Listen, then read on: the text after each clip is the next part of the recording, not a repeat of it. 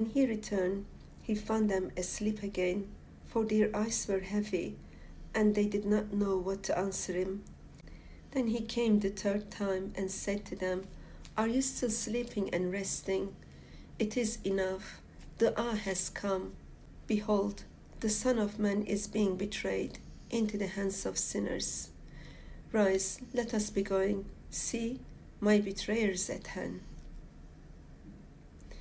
And immediately, while he was still speaking, Judas, one of the 12, with a great multitude with swords and clubs, came from the chief priests and the scribes and the elders. Now his betrayer had given them a signal, saying, "Whomever I kiss, he is the one. Seize him and lead him away safely." As soon as he had come, immediately he went up to him and said to him, "Rabbi, Rabbi," and kissed him. Then they laid their hands on him and took him.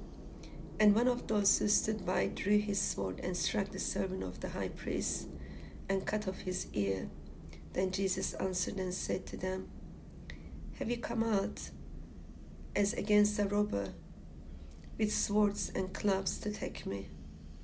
I was daily with you in the temple teaching, and you did not seize me, but the scriptures must be fulfilled." Then they all forsook him and fled. Now a certain young man followed him, having a linen cloth thrown around his naked body, and the young man laid hold of him, and he left the linen cloth and fled from them naked.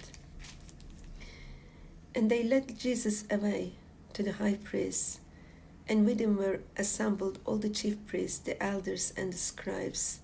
But Peter followed him at a distance, right into the courtyard of the high priest, and he sat with the servants and warmed himself at the fire. Now the chief priests and all the council sought testimony against Jesus to put him to death, but found none. For many bore false witness against him, but their testimonies did not agree. Then some rose up and bore false witness against him, saying, "We heard him say, 'I will destroy this temple made with hands, and within 3 days I will build another one without hands.' But not even then did their testimony agree." And the high priest stood up in the midst and asked Jesus, saying, "Do you answer nothing? What is it this man testify against you?" But he kept silent and answered nothing. Again the high priest asked him, saying to him, "Are you the Christ, the Son of the Blessed?"